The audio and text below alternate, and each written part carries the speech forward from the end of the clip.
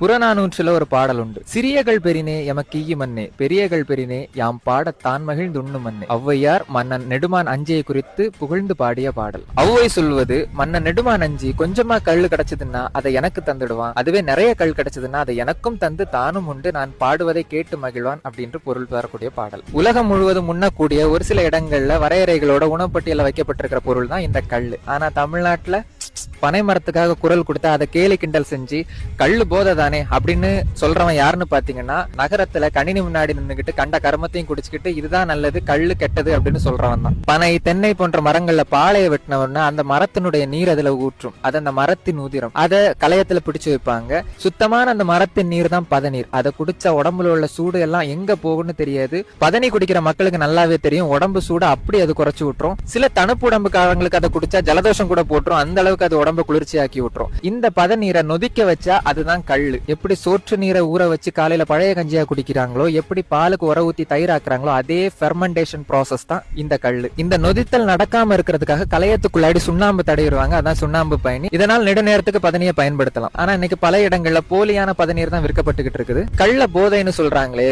உணவு வேற மது வேற போதை வேற. உலக அளவுல போதை பொருள் பட்டியல்ல பல விஷயங்கள் உண்டு. கண்ணுல சொட்டு விடுறது, மூக்குல உரியிறது, நாக்குல ஸ்டாம்ப் வச்சுக்கிறது, மாத்திரை போடுறது, ஊசி வச்சு ஏத்துறது, புகை விட்டு அடிக்கிறது, இதெல்லாமே போதை பட்டியல்ல வரும். மது வகைகள்னு சொல்றது பீரு, பிராண்டி, ரம்மு, ஜின்னு, விஸ்கி, ஓட்கா இந்த மாதிரி வகைகள். ஆனா கள் என்பது தமிழர் வாழ்வியலில் உணவில் ஒரு பகுதி. ஐயா கள்ளு குடிச்சா வரது போதை கிடையாது, அது மயக்கம். மட்டுமல்லாமல் உணவில் இருக்கும் அத்தனை சத்துக்களும் கள்ளில் இருக்கும். கிராமத்து வாழ் மனிதர்கள் கிட்ட கேட்டு பாருங்க, சிறு குழந்தைகள் கூட கள்ள குடிக்கலாம், ஒண்ணுமே செய்யாது. தமிழ் ஒரு காரண பெயரோட தான் வழங்கப்படும் எல்லாமே. நீங்க பாத்தீங்கன்னா மது அருந்தினான், நீர் அருந்தினான் அப்படின்னு வரும். உணவை தான் உண்டான்னு வரும். கள்ளுக்கு சொல்லக்கூடியது கள் உண்டான் அப்படிதான் தமிழ்ல வழங்கப்படும். காரணம் கள் ஒரு உணவு. சரி இவ்வளவு இருக்கேப்பா, பிறகு எதுக்கு அதை தடை பண்ணிருக்காங்கன்னு பாத்தீங்கன்னா உணவு அரசியல். பனை மரங்கள் அதிகமானால் பதநீரோட இறக்குமதி அதிகமாகும், பதநீர் அதிகமானால் கருப்பட்டி உற்பத்தி அதிகமாகும், கருப்பட்டி உற்பத்தி அதிகமானால் வெள்ளைச்சக்கரையோட தேவை குறையும், வெள்ளைச்சக்கரை குறைந்தால் உடம்பில் சர்க்கரை வியாதி, ரத்த அழுத்தம் போன்ற நோய்கள் குறைந்துவிடும். மனிதனுக்கு நோய் குறைந்தால் மனிதனை வைத்து பிழைக்கக்கூடிய மருத்துவ மாஃபியாக்கள் பெருநிறுவனங்களுக்கு லாபம் குறையும். பணங்கள்ல விரும்பி உண்டு அவன் மதுவை துறந்துட்டான்னா அது மூலமா கிடைக்கக்கூடிய வருமானம் போயிடும், மது ஆலைகளுக்கு இழப்பாகும். அது மட்டும் இல்ல, நிலத்தடி நீர்மட்டத்தை பனைமரங்களின் வேர்கள் உறிஞ்சி அதை அப்படியே சொட்டு நீர் பாசனம் போல எல்லா இடத்துக்கும் செலுத்தும். அதனுடைய பக்க வேர்கள் எல்லாம் படர்ந்து நிலத்தின் ஈரப்பதத்தை தக்க வச்சுக்கும். இதனால நிலம் காஞ்சி போகாது, விவசாயம் செழிக்கும். கார்பரேட்டுகள் சாராயத்திலும் மருத்துவத்திலும் கோடி கோடியாக பணம் சம்பாதிக்க தமிழர்களை மலடாக்கி கொண்டிருக்கிறார்கள். தமிழர் பாரம்பரியத்தை அவர்களிடமிருந்து பிரித்துக் கொண்டிருக்கிறார்கள். தலைவர் பிரபாகரன் சொன்ன ஒரு விடயம் உண்டு, என்னுடைய கடலும் என்னுடைய பனைமரம் இருக்கும் வரை என் நாட்டின் பொருளாதாரத்தை நானே கட்டி எழுப்ப முடியும் அப்படி என்று. தமிழர்களின் தாயடா இந்த பனை.